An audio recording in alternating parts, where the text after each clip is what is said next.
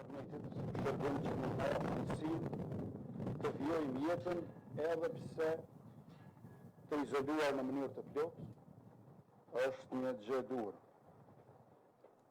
Virusi COVID-19 ka një inkubim të tillë për të cilin ne do ta njohim të vërtetën mbi shfaqjet e tij vetëm në 2 javë të ardhshme. Le t'i paraprim pra, kurba apo lakorja e shpërndarjes e përhapjes është në dorën tonë.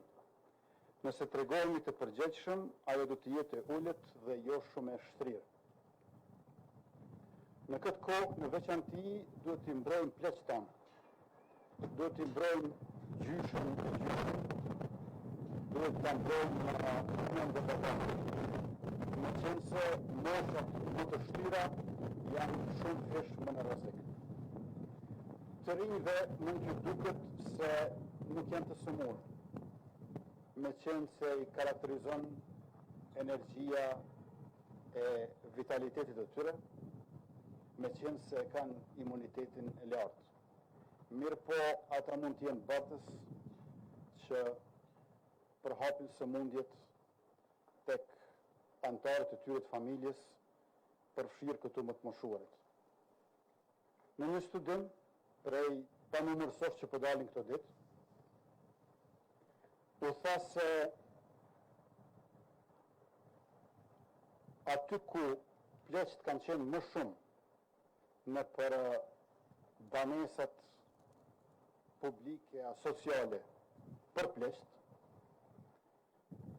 për dalim prej aty ku kanë qenë në për familjet e tyre, shkalla e vdekshmërisë, por edhe sëmundjeve, paraprakisht është më e ulët. Mirë po në kulturën tonë, në rrethanën tonë, ne e dim që shumica dërmuese, por të mos them që të gjithë me pak përjashtime, të moshuarve tanë jetojnë bashkë me neve. Jetojnë në familjet tona. Dhe ata i kemi në front të kësaj beteje, ndonse mund të mos na duket kështu. Gjyshja, gjyshi, nëna, babai janë njerëzit më të rrezikuar sot. Dhe këta duhet t'i mbrojmë. Duke ruajtur veten, ne mbrojmë edhe ata. Le të vetëdijsohemi e le të ndërgjegjësohemi bashkërisht për këtë. Le të flasim me të afërmit, miqtë e dashamirët që kemi, me shoqet e me shokët,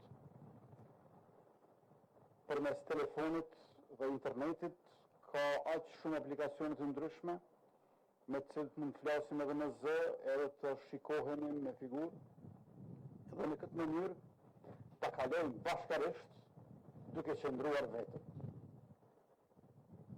Bashkërisht duke qëndruar vetëm. Jemi bashkë në të njëjtën situatë, sepse virusi nuk përzgjedh njerëz për nga rajoni apo për nga mosha. Mirë po vdekja i prek më së shumti pikërisht ata më të moshuarit. Pra le t'i ruajmë gjyshën e gjyshin, nënën dhe babain, të gjithë ne që jemi ose në moshë të re, ose në moshë të mesme. Tash të e kaloj fjalën ministrit tonë të shëndetësisë, Arben Vitia, me një porosi të fundit, respektoni vendimet e qeverisë dhe zbatoni këshillat e ekspertëve tonë. Faleminderit. Faleminderit kryeministër, të dashura media, faleminderit edhe juve që në këto ditë keni qenë edhe ju ushtar në këtë betejë kundër COVID-19, duke raportuar në mënyrë të drejtë dhe pa përhapur panik, mirë po në mënyrë të drejtë seriozitetin e kësaj sëmundje dhe pasorat që kjo sëmundje mund të sjellë në shëndetin publik në Republikën e Kosovës. Të dashur qytetarë të Republikës Kosovës, sot jemi këtu që të bëjmë edhe një adresim tonin përveç 2 pjesëve që më duhet t'ju informoj. Pjesa tjetër është jo më për t'ju treguar se çfarë po bëjmë ne për menaxhimin e situatës, për parandaluar përhapjen e koronavirusit COVID-19, Po për kërkuar edhe një herë fuqishëm nga ju që të veproni me seriozitetin maksimal për të ndihmuar institucionet në luftën tonë të përbashkët, për të ndihmuar vetën tuaj, familjet tuaja dhe shtetin tonë. Për të masave që kemi ndërmarrë deri tani, për momentin dua t'ju informoj se në Kosovë janë 142 respirator, 95 në sektorin publik dhe 27 në atë privat, dhe në qëllim të forcojmë këto kapacitete, kemi porositur vlerën edhe 50 respiratorëve të ri dhe gjithashtu po presim që t'i porosisëm edhe një kontingjent tjetër. Këta 50 respirator, një pjesë pritet të vinë në muajin prill, kurse pjesa tjetër në muajin maj. Informata dytë që dua ta ndaj me ju është se brenda pak ditësh do t'i kemi edhe dozat e para të produktit klorikin, por duhet përmendur akoma se përsëris akoma nuk ka një bari i cili është treguar i suksesshëm në trajtimin e kësaj sëmundjes në mënyrë të përgjithshme. Ne përmendojmë dhe do ta bëjmë krejt çka është në dorën tonë, që këtë situatë ta menaxhojmë me korekcinë më të madhe, duke siguruar gjitha masat përfshirë edhe këto. Por këto janë masat më ekstreme në rastin më ekstrem. Atëherë nuk kemi sigurinë që as respiratorët e as terapia do ta bëjnë të vetëm. Por po përsëris edhe një herë sot jemi këtu për të bërë të qartë se do të jetë e kohë çfarë do mase që të ndërmarrim kundër kësaj sëmundje nëse qytetarët nuk i zbatojnë masat që ka marrë qeveria dhe rekomandimet që kanë dhënë institucionet përkatëse si Instituti Kombëtar i Shëndetit Publik dhe Ministria e Shëndetësisë. Është momenti i fundit kuptojmë se kjo situatë është mjaft serioze. Korona Kombëtar i Shëndetit Publik dhe Ministria e Shëndetësisë. Është momenti i fundit kuptojmë se kjo situatë është mjaft serioze. Koronavirusi është realitet dhe sot po mbjell vdekje gjithandej globit. 2-3 jave të ardhshme, ashtu siç përmendi kryeministri, janë vendimtare për luftën tonë. Nëse jemi në krye të detyrës, ne si institucione dhe ju si qytetar, do ta kalojmë këtë situatë serioze me sa më pak pasoja. Para vetes kemi 2 shembuj: disiplinën në disa vende dhe reagimin e shpejt dhe neglizhencën në vendet e tjera dhe reagimin e ngadalë, sidomos po e përsëris nga qytetarët. Jemi dëshmitar që vendet që ka neglizhuar këtë situatë sot dhe qytetarët që ka neglizhuar seriozitetin e kësaj sëmundje, pavarësisht sistemeve të tyre të mira shëndetësore, situata pothuajse ka dalë në disa vende jashtë kontrollit. Prandaj, qytetarë të dashur, është momenti i fundit që të bëhemi bashkë në këtë situatë. Pasi që nuk ka askund në botë, akoma as ilaç për shërim, ashtu siç përmendëm, e as vaksinë për parandalim, dhe arma e vetme në këtë betejë që tani e kemi është kujdesi, solidariteti dhe disiplina. Krejt çfarë mund të bëni është mund të rini në shtëpi me të dashurit tuaj. Kështu e mbroni veten, familjarët tuaj dhe shëndetin e të gjithëve. Fatin e përballjes tani e kemi bashkarisht të gjithë në duart tona. Nëse deri sot heronjt kanë qenë dhe po vazhdojnë të jenë personeli shëndetësor, nga sot secili nga ne duhet i bashkohemi kësaj ushtrie të mantillbardhëve. Prandaj të kryejm të gjitha obligimet qytetare, humane, por edhe ligjore në mbrojtjen e shëndetit publik. Rrini në shtëpi, mbani higjienën personale dhe familjare, mbani distancën sociale. Ju bëj thirrje komunave që të zbatojnë masat e qeverisë duke bërë dezinfektimin e objekteve, pastrimin e rrugëve dhe masa tjera të domosdoshme. Kisha edhe një adresim të veçantë për personat që po mbahen në karantinë në qendrën e studentëve. Njëra prej tyre është edhe karantina. Jemi të vetëdijshëm se kushtet aty nuk janë më të mira që do t'i dëshironin për juve, por do të punojmë në ngritjen e higjienës dhe nivelit e kushteve tjera në përgjithësi vazhdimisht këto ditë edhe vazhdimisht jemi duke punuar. Por ju lutem që t'jeni të vetëdijshëm se kushtet aty janë në nivel më të mirë se në disa shtete ku karantinat janë bërë tani më edhe në tenda, edhe në ndërtesa kooperativash, edhe në qendra sportive dhe tregtare si dhe qendra tjera. Ju lutim ju lutemi të mirë kuptoni se kjo është një situatë emergjente dhe sakrifica që po bëni është për të mirën e juaj, për të mirën e familjeve tuaja dhe për të mirën e qytetarëve të Kosovës, për shtetin e Kosovës. Ju lusim për pak durim sepse disiplina dhe të vepruarit me gjaktësi, racionalitet dhe mirë kuptim në e bën më të lehtë luftën të gjithëve së bashku. Ju rikujtoj gjithashtu se Ministria e Punëve të Jashtme dhe Diasporës dhe Ministria e Shëndetësisë e kanë bërë të qartë mbrëm edhe përmes një postimi se secili nga qytetarët tonë që futet në Republikën e Kosovës, qoftë nëpërmjet aeroportit ndërkombëtar të Prishtinës apo kufive toksor, do dërgohet në karantinë për 14 ditë. Për shkak të kapaciteteve të kufizuara të karantinit dhe në mënyrë që mos të rrezikoni shëndetin tuaj, të familjes tuaj dhe qytetarëve tjerë, ju bëjmë thirrje edhe një herë bashkëdetarëve tonë që vetëm rastet të cilat kanë urgjenca të paraqiten ambasadat dhe konsullatat e Republikës Kosovës për të përfshirë në listat e kthimit. Ju lutem, rrini në shtëpi. Aty është siguria, aty është fitoria jone për bashkët, sepse duhet ta kemi parasysh, polici nuk është antivirus, as ushtaraku nuk është vaksinë dhe gjithashtu personeli shëndetësor nuk është imun ndaj kësaj sëmundje. Mos keni turp të kemi frikë nga virusi, por të bashkohemi në këtë betejë dhe vetëm në këtë mënyrë mund t'ja dalim me sa më pak pasoja. Ju falenderoj.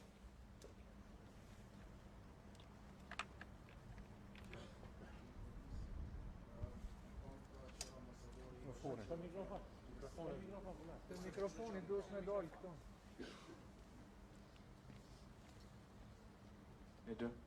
Zotën Kryeministër, e pam që ambasadori i Bashkimit Evropian në Beograd paralemroi për ardhjen e një kontingjentit të ndihmave për mbi 7 milion euro. Në fakt si e komentoni këtë dhe konsideroni që edhe Kosova do duhej të përfshihej në këtë paku të ndihmës për ta luftuar koronavirusin. E para dhe e dyta, zotën Kryeministër, po e shohim pra që në mbrëmje qytetarët zakonisht në termine të caktuara dalin duke protestuar në balkonet e tyre ka shi situatës politike. Sa është në fakt, zotën Kryeministër, edhe ju vetëm përgjegjës ka shi kësaj situate të krijuar politike?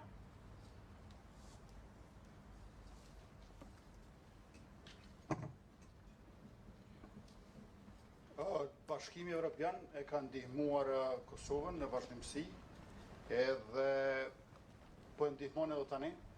Do të mund të flasë më shumë Ministri i Shëndetësisë për këtë gjë, por gjithashtu edhe Ministri ynë i Financave dhe Transfereve është në dieni, në mënyrë që ndihma e tyre para shpalljes pavarësisë e pas asaj për zhvillim, për demokratizim e për drejtësi, të jetë tash edhe në kohë të kësaj krize, nga e cilat duhet të nxjerrin me sa më pak pasoja edhe në shëndetësi. Unë jam shumë optimist që do të ketë solidaritet edhe për neve, por mbi të gjitha po e theksoj që punën kryesore do ta bëjmë vend. Kur farsanimesh e kur farshërimesh nuk mund të krahasohen me prandalime. Edhe njëherë po e theksoj, rrini të pastër, rrini në distancë dhe rrini në shtëpi. Rrini të pastër, rrini në distancë dhe rrini në shtëpi. Unë jam kryeministri i Republikës Kosovës dhe jam duke i zbatuar me përpikëri përgjegjësitë e mia. Nuk i kemi ende 2 muaj në detyrë. Në fakt duhet të kaloj muajin tjetër që të bëhen 2 muaj dhe besoj që për këtë periudhë kemi vepruar shumë dhe mirë. Kosovën e kemi gjetur në një gjendje jo të mirë dhe kur kësaj u shtua edhe pandemia e virusit korona, me siguri që të gjithë ne u alarmuam, por besoj që deri sot edhe lëvdatët e vlerësimit që kemi marrë si qeveria e Republikës Kosovës, nga faktorët ndërkombëtar e nga qytetarët e Republikës, nuk janë të pabazuar. Pra, ne jemi në balë të detyrës dhe punojmë aq sa mundemi e aq sa dim dhe mendoj se kjo është shumë. Qytetarët e Republikës, ndoshta po të mos ishte virusi korona dhe të protestonin edhe ndryshe, ata po e bëjnë këtë nga shtëpitë e tyre dhe në njërin anë po tregojnë që po e respektojnë qëndrimin në shtëpi si kërkesë edhe e qeverisë edhe e mjekëve, ndërkaq në anën tjetër po tregojnë se pavarësisht qëndrimit në shtëpi, vitaliteti i tyre si qytetarë të Republikës nuk rresht asnjëherë.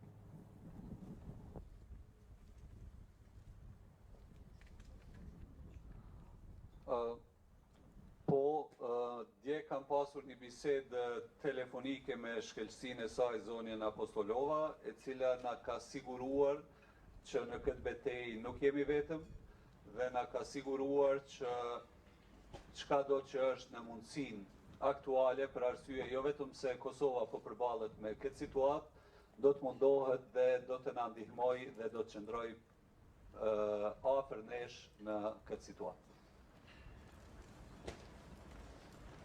Kryeministri ju e thatë më herët që ende nuk i keni bërë 2 muaj prej kur keni mandat qeverisës, ndërkohë që nga dje pas vite ka në Kuvendin e Kosovës një mocion të iniciuar nga partneri juaj koalicionit LDK-ja. A mendoni që ditët në vazhdim do të deklaroheni kështu qoftë në ambientet hapura dhe përmes kamerave se si kryeministër apo si kryeministër në detyrë? Sa e gjatë mendoni që do të jetë kjo periudhë në mandatin tuaj si kryeministër? Unë po e theksoj atë që e përmenda në konferencën para pak ditësh, se unë jam kryeministër me vullnet, me program, me dije dhe me përvojë të gjatë politike. Jam njeri i cili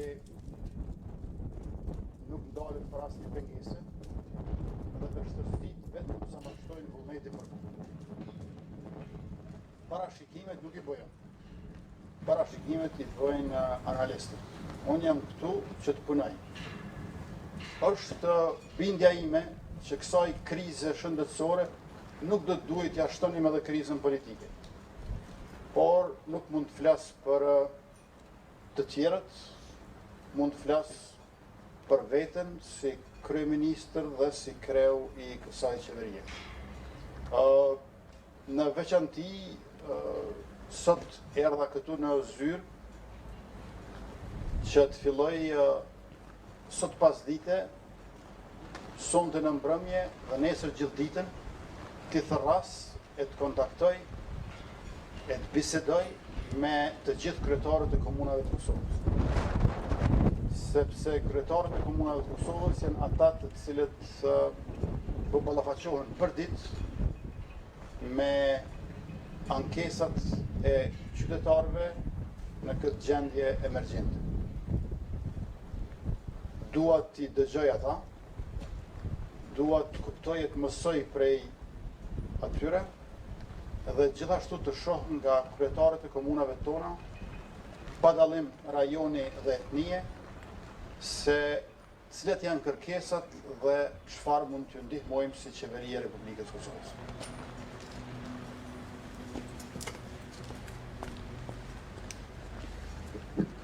Përshëndetje, unë kisha një pyetje për ministrin Vitia. Zotëri Vitia, Radio Televizioni duke gjeni vazhdimisht ka raportuar për virusin COVID-19 dhe drejt për drejt nga klinika infektive. Ndërka që sot gjatë raportimit kemi pas mundësi të bëjmë edhe një intervistë me një vajzë, një paciente e cila është shtrirë dje në klinikën efektive, bëhet fjalë për rastin nga Suareka. Ajo ka treguar që sot ka në klinikë për të sjellë disa barna të cilat i janë kërkuar në saj nga stafi mjekësor, vitamin C dhe një lloj antibiotike cilin unë fatkeqësisht tani nuk e mbaj mend. Ajo këto barna realisht gjatë ditës djeshme, por edhe sot i ka sjell nënës saj, por edhe gjëra tjera të nevojshme, por mënyrën që ka bërë ajo dorëzimin edhe siç po e bëjnë edhe familjarët e pacientëve tjerë të cilët janë të shtrirë në klinikën efektive janë përmes dritareve, të pacientëve cilët janë të shtrirë mbrapa klinikës infektive. Dhe këtë po e bën ajo dhe gjithë familjarët e tjerë të pacientëve cilët janë të shtrirë në këtë klinikë dhe të cilët po trajtohen. Po ashtu, ne kemi pasur mundësinë që nga kjo pjesë mbrapme e klinikës infektivës në distancë bisedojmë edhe me këtë paciente, cila ka thënë që 24 orë sa është e shtrirë në këtë klinikë, asnjë nga mjekët nuk ka ardhur për ta vizituar. Qëndron kjo dhe kemi informacione të tilla? Faleminderit. Faleminderit. Unë sot para kësaj konference, pas disa konsultimeve dhe me profesor Dr. Naser Ramadani nga Instituti Kombëtar i Shëndetit Publik, kisha takime dhe me profesor të nderuar, profesor Dr. Jusuf Dedushaj, profesor Dr. Muharrem Bajrami, të dy në penzion, por që kanë ardhur dhe po ndihmojnë në mënyrë të jashtëzakonshme në këtë situatë, profesor Dr. Luli Raka dhe profesor Dr. Isme Humollin nga Organizata Botërore e Shëndetësisë. Mërëm kam qenë në kontakt të vazhdueshëm me profesor Dr. Salih Ahmetin, i cili vazhdimisht në krye të detyrës raporton dhe vazhdimisht bashkë me stafin tjetër shëndetësor është në shërbim të këtyre pacientëve që po qëndrojnë aty. Domethënë kjo nuk qëndron dhe ju siguroj se gjithë stafi shëndetësor në klinikën infektive janë duke u marrë seriozisht dhe vazhdimisht me gjithë këto pacientë. Kurse për rastet e tilla që i përmendet për kontaktin e mundshëm potencial me pacientët e shtrirë aty, ne dje po ashtu se kemi pasur një raportim në mëngjes dhe me njëherë kemi marrë masa përmes drejtorit SHSKUK-s që të shtohet numri i rojeve dhe në qoftë nevoja edhe numri i policëve dhe të parandalohen mundësitë e kontaktit. Unë ju këshilloj edhe juve si media, e di që keni nevojë për lajm, mirë po në këtë mënyrë duke depërtuar edhe i vështirësoni punën mjekëve, po mund ndodhë që edhe rrezikoni shëndetin e juaj, kështu që kërkoj mirëkuptimin e juaj që në këtë situatë sa më larg grumbullimeve dhe sa më larg vatrave potenciale siç është klinika infektive për të ruajtur shëndetin e juaj, familjeve të juaj dhe qytetarëve të Kosovës.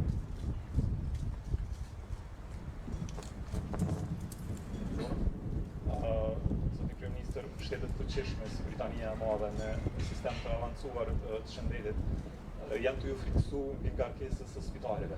Në këtë kuptim ata po marrin masa deri parashihet që deri në fund vitit të kufizohet lëvizja.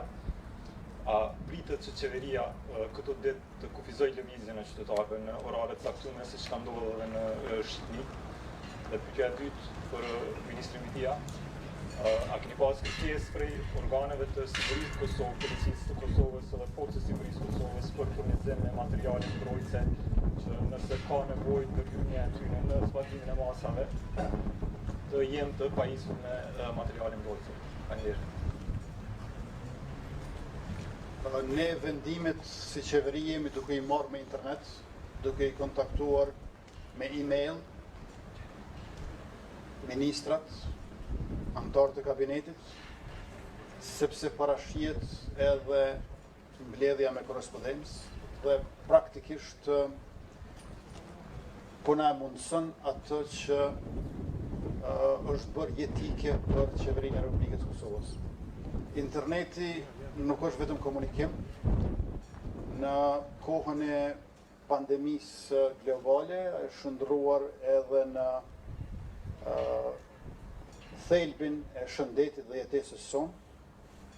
Do të na duhet që përdorimin e internetit ta shtyjmë me ta zgjasim në kohë pafat, sepse nuk e dim kur do të mund dalim nga kjo krizë, ndërkohë që bëjmë gjithçka që të mos përfundojmë në pikën e pakthim, me çrast na kolapson sistemi i shëndetësisë. Ne duhet që atë lakorën kurbën e përhapjes së virusit ta bëjmë sa më të rrafsht, pa ato majat brengosëse të cilat e kolapsojnë sistemin. Në bashkëpunim me Ministrinë e Punëve të Brendshme dhe Administratës Publike dhe me Ministrinë e Shëndetësisë, ne do t'i marrim vendimet në ditët në vijim, varësisht prej rrethonave në të cilat ndodhemi. Nuk mund ta parashikojmë sot të shtunën vendimin që do ta marrim të hënën, të martën, e ndoshta as nesër të dielën. Për neve është rëndësishme që të jemi maksimalisht vigjilent edhe qytetarët ta kenë maksimalisht përgjegjësinë përmes pastërtisë, distancës dhe qëndrimit në shtëpi. Pra, po e theksoj edhe një herë, rrini të pastër, rrini në distancë, rrini në shtëpi. Po patët mundësi, sepse di që jo të gjithë njerëzit i kanë kushtet e njëjta të banimit, pas çdo dalje jashtë shtëpisë e cila ka qenë domosdoshme, sepse përndryshe çdo duhet ndodhte, me të kthyer në shtëpi, pastrohuni, bëni dush, sepse virusi mund të jetë edhe në flokët e njerëzit, mund të jetë edhe në rrobat. Është domosdoshme që me të kthyer nga ambienti i jashtëm në banesën e juaj, të pastroheni para se të filloni qarkullimin brenda apartamentit apo shtëpisë. Sepse këto masa, këto këshilla të thjeshta janë më të rëndësishme. Ka një tendencë, ndoshta edhe tek natyra njerëzore, që këshillat e thjeshta të duken triviale, ndonjëherë edhe banale, dhe si të tilla të shpërfillen. Mirë po, këshillat e thjeshta sot janë këshillat më të rëndësishme. Janë këshilla të shëndetit publik që nuk i përket vetëm punëtorëve të shëndetit publik, po i përket arsyes tonë të shëndosh. Pra arsyeja e shëndosh është shëndeti publik. Këshillat e thjeshta janë më të rëndësishme sepse janë vendimtare. Atë që mund ta bëjmë kollaj sot, nuk do të mund ta bëjmë as me shumë përpjekje pas një javësh apo 2 javësh.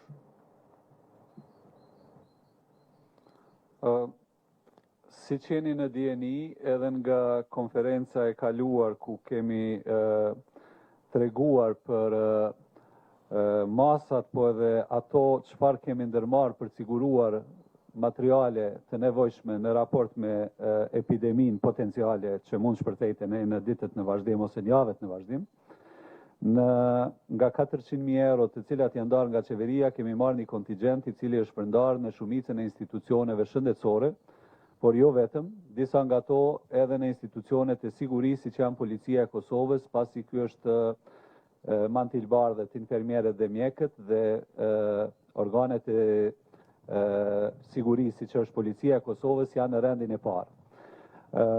Për ndryshe, në komitetin e formuar më herët për monitorim, koordinim dhe menaxhim situatës me COVID-19, kanë qenë përfaqësues nga secili sektor, duke përfshirë këtu edhe forcat e sigurisë Kosovës, Ushtrinë e Kosovës, ku kanë dhënë të gjitha nevojat e paraqitura që atyre ju duhet që si të menaxhojnë me situatën, dhe qeveria në këtë drejtim, siç e dini, ka ndarë mbi 10 milion euro për të siguruar këto mjete. Në fillim të javës vetëm janë alokuar në Ministrinë e Shëndetësisë mbi 6 milion euro, dhe tani që po flasim, jemi në përfundim të procesit të mbledhjes, kumulimit të gjitha kërkesave nga secila ministri edhe nga secili institucion, dhe besoj që në fillim të javës të hënën do të fillojmë procedurat edhe do të ketë materiale të mjaftueshme për javët e ndoshta për 2 ose 3 muajt në vazhdim. Deri tani nuk jam informuar nëse ka pas kërkesa nga Forca e Sigurisë Kosovës për këto materiale shtesë, mirë po në stok ne kemi, po me këtë masë që e kemi, po mundohemi që ti ruajmë prapë e përsëris për ata që përballen mas shumti me këtë rrezik, siç janë mjekët dhe policia, por prapse pavarësisht asaj, nëse qytetarët nuk bashkëpunojnë, po e përsërisim shpesh, po është e domosdoshme, nëse qytetarët nuk bëhen pjesë e këtij fronti, duke të na ndihmuar që ndrojnë në shtëpi, të gjitha masat që do t'i ndërmarrim edhe tani, të gjitha respiratorët që thash do vinë në ndërkohë, do t'jenë masat të cilat fatkeqësisht nuk kanë asnjë siguri që do të sigurojnë shëndetin publik të qytetarëve. Zoti Vitia, kam një pyetje për ty. Tek qendra e studentëve ku mbahen qytetarët, nëse ndonjëri nga ta del të jetë pozitiv me COVID-19, sa janë gjasa që edhe të tjerët të infektohen, duke ditë se ata ndajnë edhe hapësirat përbashkëta brenda konvikteve? Faleminderit. Faleminderit juve. Nuk ndajnë hapësirat përbashkëta. Nëse ruan distancën mbi 1,5 metër, shansat për të infektuar janë shumë të vogla, mos të fare, edhe po i ndoqëm rregullat edhe rekomandimet të cilat i ka bërë tash e sa javë, mos të muaj, Instituti Kombëtar i Shëndetit Publik dhe Ministria e Shëndetësisë. Në vendet të tjera, për shkak se situata ka dalë jashtë kontrollit, për shkak të neglizhencës, kryesisht të qytetarëve, sepse në fillim, si smundje e re, nuk është marrur me seriozitetin e duhur, tani me ka vende ku këto karantina po bëhen në vendet të përbashkëta, qoftë në tenda, qoftë në hala sportive, qoftë në qendra tregtare, ku janë liruar dhe po vendosen në hapësira të përbashkëta, me banjo të përbashkëta dhe mundësia aty është realisht shumë e madhe e infektimit.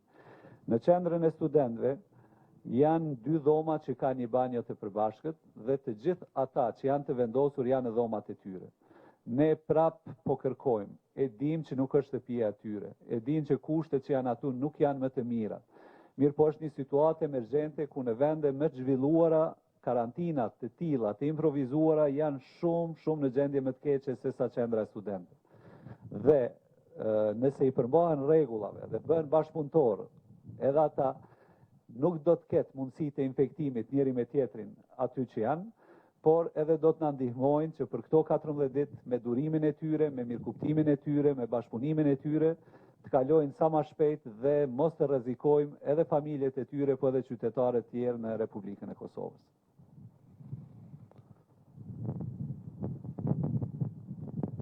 Orlando Osmani prej Kallëzobikon. Nderuar kryeministër, partneri i koalicionit ka takuar 2 kryetarë të partive opozitare, të cilët kanë deklaruar se mbështesin mocionin e mosbesimit të qeverisë suaj. Ndërkohë partia tjetër më e madhe opozitare në fakt, PDK, po ashtu ka deklaruar se mbështet mocionin e mosbesimit. A keni takuar ndonjë prej përfaqësuesve të partive parlamentare në Kuvend të Kosovës dhe me partnerin tuaj të koalicionit a keni diskutuar lidhe me këtë mocion që pritet ndodhë brenda 4 ose 5 ditëve? Një pyetje ministrin Vitia, ju mund të mos jeni ministër brenda pak ditëve, a do të bashkëpunonit me ministrin e ri të shëndetësisë që mund vi në një qeveri teknike? Faleminderit.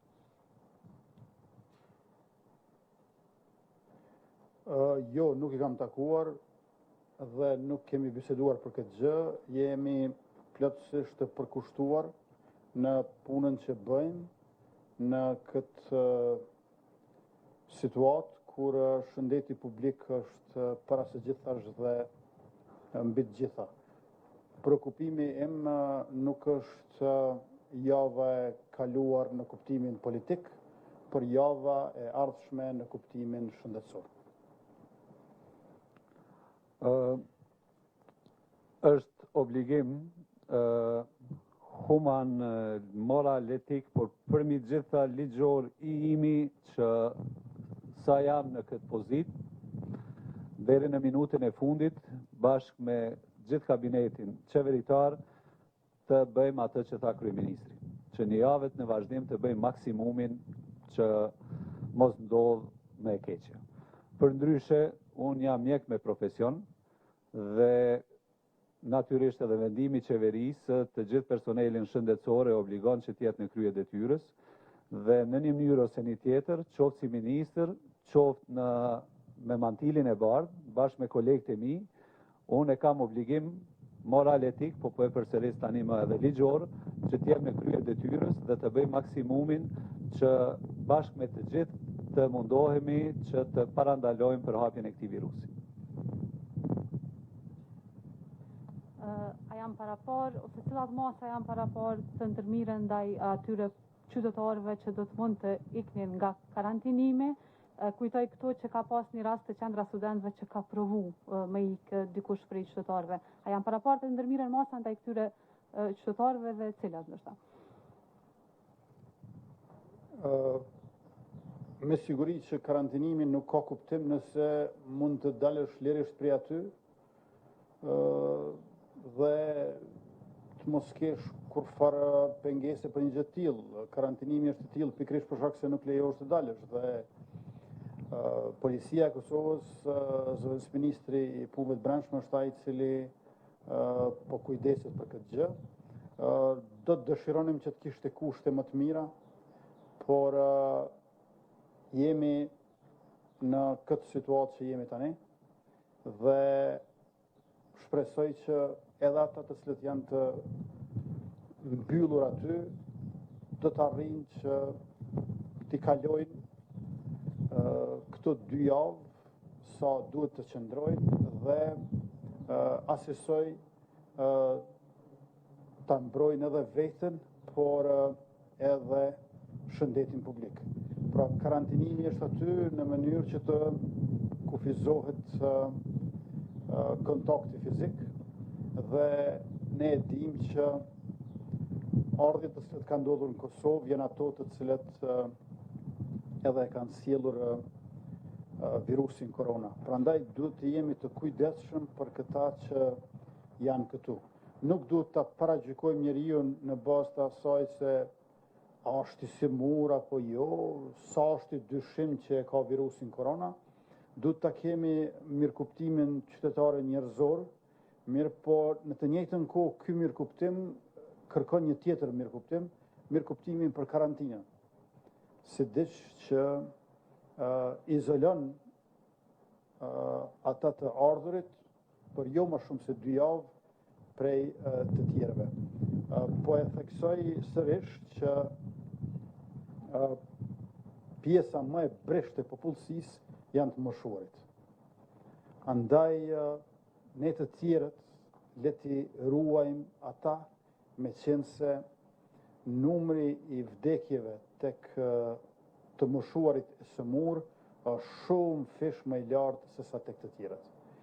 E nëse kjo kurba, kjo lakorja e përhapjes së virusit nuk rrafshohet, atëherë kolapsi i sistemit shëndetësor shkakton edhe vdekje të më të mëdha tek të tjerët për shkak të mungesës së ofrimit të ndihmës për të gjithë në rast të një kolapsi të tillë.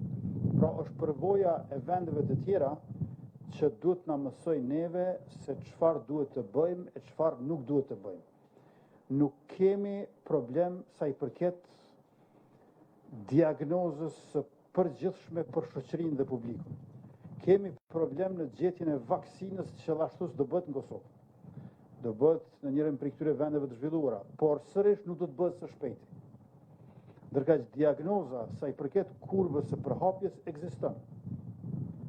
Rrini të pastër, rrini në distancë, rrini në shtëpi.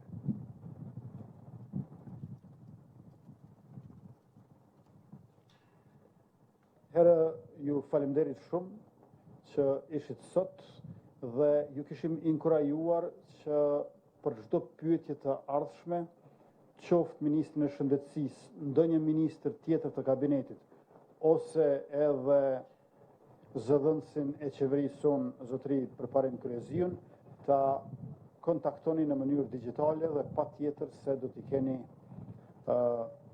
përgjigjet tona dhe ne urojmë më të mirën, por në të njëjtën kohë po përgatitemi maksimalisht për javën e ardhshme, kur duhet me do e mos ta zbresim çfarëdo lakore të përhapjes së kësaj smundje të këtij virusit të paparë më herët. Faleminderit. Faleminderit.